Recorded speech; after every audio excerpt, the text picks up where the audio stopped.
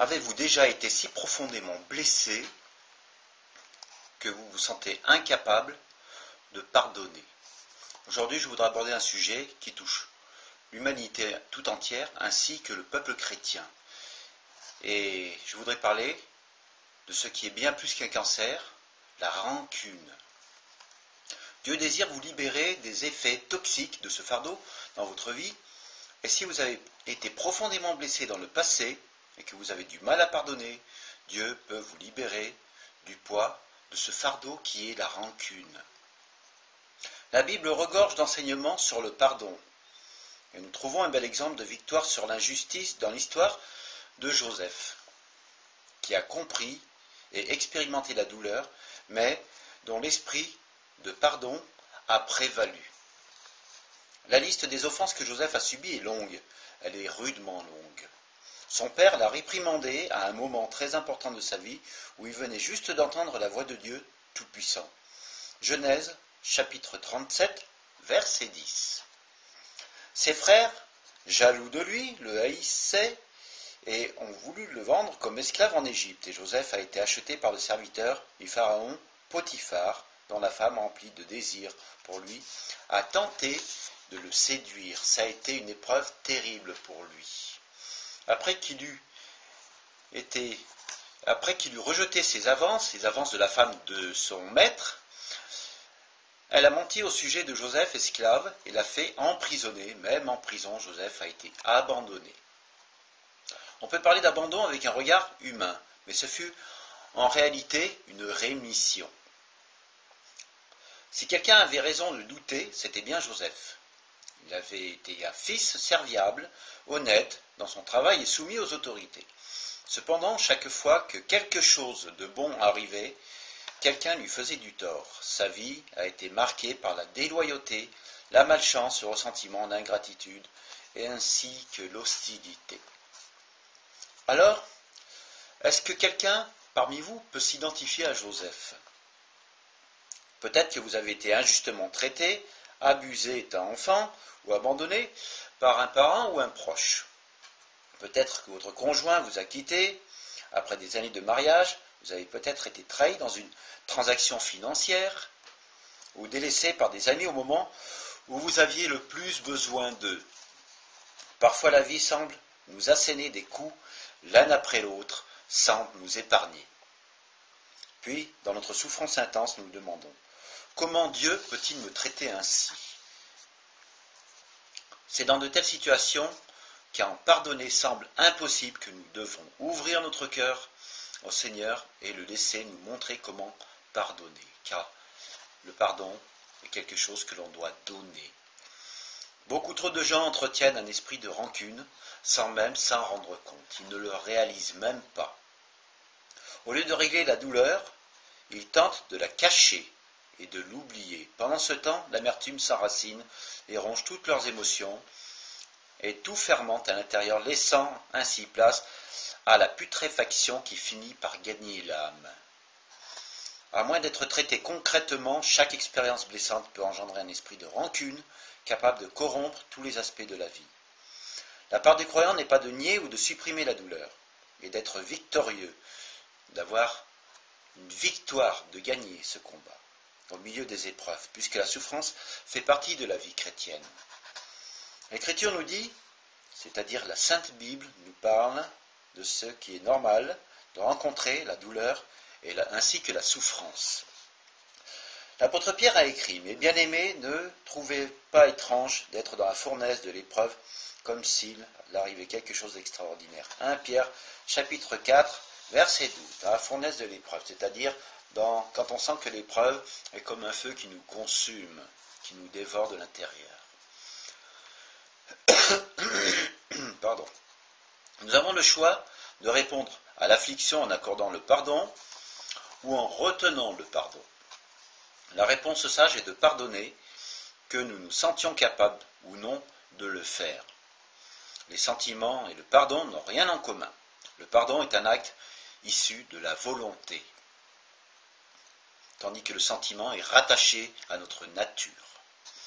Si nous choisissons de retenir le pardon, l'amertume prend racine et fermente au plus profond de nous-mêmes. Et ensuite vient la colère, le ressentiment ainsi que l'hostilité, c'est-à-dire on finit par rejeter celui qui nous a fait du tort. Que l'on le fasse sciemment ou inconsciemment, ça arrive quand même. Vous pouvez enterrer l'amertume pendant un certain temps, mais un jour elle sortira peu à peu ou fera éruption comme un volcan qui a gardé pendant des siècles son bouchon et qui explose. Les conséquences d'un esprit de rancune imprègnent chaque facette de la vie. Alors en 1, il y a l'action. En 2, il y a l'attitude. En 3, il y a les émotions. En 4, il y a la relation avec les proches. Et en 5, il y a la croissance spirituelle. Comment pouvez-vous déclarer que Christ est le Seigneur de votre vie si vous accrochez à quelque chose de diamétralement opposé à l'enseignement des Saintes Écritures? Vivre dans la rancune, c'est vivre une contradiction spirituelle. C'est aller dans le mauvais sens. Vous pouvez l'avoir camouflée jusqu'à présent, mais tôt ou tard, elle se manifestera d'elle-même d'une façon qui est vraiment décourageante. C'est comme ceux qui cachent la poussière sous le tapis. On ne voit plus la poussière, mais elle est toujours là. Jésus nous a tous pardonné une fois pour toutes à la croix. Nulle part dans l'Écriture, Dieu ne justifie un esprit rancunier. Le sentiment qui en résulte nous empêche d'aimer et d'être aimé, ce qui fait obstacle à toute bonne relation. Tant que l'on ne pardonne pas, nous luttons avec mécontentement sur les plans suivants. En 1 sur le plan physique, en 2 sur le plan mental, en 3 sur le plan spirituel et finalement en 4 sur le plan émotionnel. Et personne ne peut se permettre d'avoir un esprit de rancune lorsqu'on appartient au Seigneur. La vie de Joseph montre ce qu'engendre le pardon. Malgré l'isolement, l'emprisonnement et l'incertitude qui lui ont été imposés, Joseph a été victorieux parce qu'il a décidé de donner le pardon. Il avait choisi des années auparavant de laisser Dieu le Père guérir de sa douleur. Alors, on peut lire dans Genèse chapitre 39, versets 3 à 5, que le Seigneur a béni son travail pendant qu'il était esclave. Et le verset 3 à 5 de la Genèse au chapitre 39 nous dit « Son maître vit que l'Éternel était avec lui, et que l'Éternel faisait prospérer entre ses mains tout ce qu'il entretenait. Joseph trouva grâce aux yeux de son maître, qu'il employa à son service, l'établit sur sa maison, et lui confia tout ce qu'il possédait. Dès que Potiphar l'eut établi sur sa maison, et sur tout ce qu'il possédait, l'Éternel bénit la maison de l'Égyptien à cause de Joseph. Et la bénédiction de l'Éternel fut sur tout ce qui lui appartenait, soit à la maison, soit au champ. Donc, la bénédiction était sur l'intérieur de la maison ainsi que sur l'extérieur des propriétés. Si Joseph n'avait pas été disposé à pardonner à son père et à ses frères, c'est-à-dire à la totalité de sa famille et non pas à une partie des siens, et il aurait nourri un esprit de vengeance, lequel, en revanche, l'aurait empêché de se soumettre aux autorités, puisqu'il aurait été renfrogné. Joseph a plutôt gagné la faveur de son maître et des autres serviteurs. Potiphar a graduellement remis tous ses biens entre les mains du jeune esclave hébreu, au point même de lui faire confiance en la présence de sa femme. Il fallait vraiment qu'il y ait quelque chose, un lien très fort qui se soit mis en place entre Joseph et son maître. Il aurait été impossible pour un homme dans la position de Potiphar d'avoir une telle confiance en un homme consumé par la colère ainsi que par l'amertume. En outre, si Joseph avait réagi au rejet en péchant, il aurait pu facilement tomber dans l'immoralité avec la femme de Potiphar. Mais le cœur du jeune homme était pur et sa pureté s'est manifestée dans son attitude ainsi que dans ses actions. Les gens, malgré tout, aimaient Joseph. Il était un fidèle serviteur de qui rien de négatif n'est écrit dans la Bible. Il n'y avait que du bon. Il a été totalement incompris et maltraité, et il n'y a aucune justification pour ceux qui ont été cruels envers lui. De plus, il n'y a rien de rationnel qui puisse expliquer les raisons pour lesquelles Dieu aurait permis à un de ses serviteurs d'être traité ainsi. Toutefois, Joseph a laissé le Seigneur le consoler lorsqu'il a été opprimé. C'est pourquoi Dieu l'a honoré, c'est pourquoi les gens l'aimaient, et lui faisait confiance jusqu'à l'investir d'autorité. C'est pourquoi il a réussi. Beaucoup d'entre nous réagissent aux blessures de façon contraire à celle que Joseph a eue comme réaction, en embrassant un esprit de rancune. Lorsqu'on nous cause du tort, par exemple, notre première action est de faire un détour pour éviter la douleur, plutôt que d'aller droit dessus afin de la traiter. Nous essayons peut-être de ne pas en tenir compte et de l'enterrer, de la nier complètement et de nous convaincre que nous sommes passés à autre chose et qu'on a tout oublié. Or, simplement réprimer quelque chose ne le fait pas disparaître. Ce n'est pas parce que je dis « Ah, la poussière est sous le tapis » que la poussière s'en ira du tapis. Il faut que j'agisse dans ce sens. Tôt ou tard, le poison de notre douleur se manifestera dans notre vie et nous fera expérimenter la défaite au sein même de toutes nos relations. Laissons aller la situation et nous serons souillés par notre propre colère. Premièrement, nos attitudes et nos émotions, et ensuite notre corps ressentiront les effets nocifs de ce poison. Alors, à la suite de tout cela, nous pouvons devenir, en 1, découragés, ou même en 2, déprimés. Eh oui, le découragement et la déprime gagnent les chrétiens qui entretiennent la rancune. En 3, ça peut entretenir l'agitation, l'anxiété, le trouble et le découragement, puis finalement s'installeront en nous une forme d'hostilité intérieure en 4 qui finira par nous détruire. Même si, comme Joseph, nous faisons courageusement face à notre douleur, nous verrons que des transformations s'amorceront au sein même de notre vie et Dieu prendra notre douleur et l'utilisera pour nous fortifier. Alors, si nous luttons avec la rancune, Dieu peut nous délivrer. Pour ça, il faut vouloir lutter contre la rancune. La Bible dit que nous devons nous approcher avec assurance du trône de la grâce. Alors, nous devons d'abord reconnaître la douleur que notre esprit de rancune peut avoir causée au titre, ainsi que la douleur que nous nous sommes nous-mêmes infligés. Approchez-vous de Dieu, du Dieu Tout-Puissant, et repentez-vous de votre esprit de rancune envers les autres.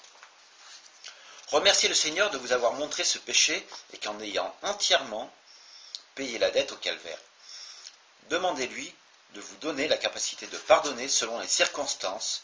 Vous devrez peut-être aller vers les gens que vous avez blessés, et ça, ce n'est pas chose facile.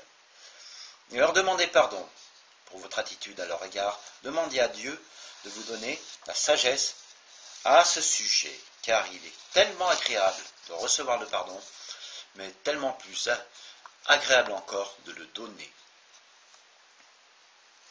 Ensuite, choisissez de pardonner la faute de ceux qui vous ont fait du mal, et acceptez par la foi que vous les avez ainsi libérés, car en refusant de leur donner le pardon, vous entretiendrez autour d'eux une sorte de prison. Indépendamment de vos sentiments, le processus de pardon commence à ce moment même. La clé se trouve en Genèse chapitre 50, versets 18 à 20.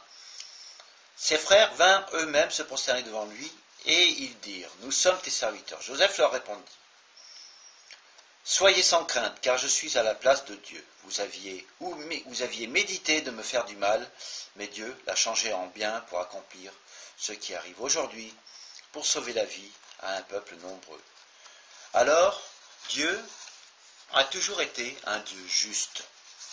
Il ne peut pas en être autrement, sinon Dieu ne serait pas Dieu. Dieu n'œuvre pas dans la vie de ses enfants avec de mauvais desseins à l'esprit. S'il a permis que nous soyons profondément blessés au travers du tort qu'on nous a causé, il fera sortir que des bonnes choses de nos souffrances.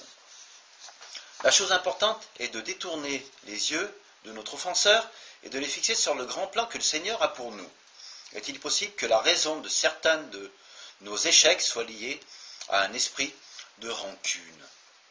Alors nous pouvons corriger cela aujourd'hui même, car il y a de nombreux chrétiens qui se demandent pourquoi il y a des échecs dans leur vie spirituelle, des échecs qui les suivent au sein de leur travail, au sein même de leur relation avec le voisinage, le simple voisinage.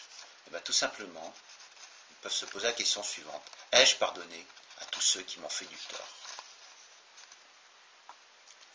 Pensez à la croix et souvenez-vous du sang que Jésus a versé pour vous. Confessez votre péché et remerciez Dieu de son pardon. Abandonnez votre esprit de rancune envers les autres ou même envers Dieu et par un acte de volonté choisissez de donner le pardon. Tant que vous n'aurez pas pardonné à la dernière personne envers qui vous avez un esprit de rancune, vous demeurerez en prison, une prison sans barreaux, de laquelle vous ne pourrez jamais vous échapper. Abandonnez-vous à toute animosité, revanche ou vengeance. Si oui, Dieu accomplira pour vous ce qu'il a accompli pour Joseph. Il le fera peut-être pas de vous un premier ministre, mais il arrivera à vous purifier et vous équipera pour aider les autres qui ont désespérément besoin de leur montrer la voie pour sortir d'une vie brisée.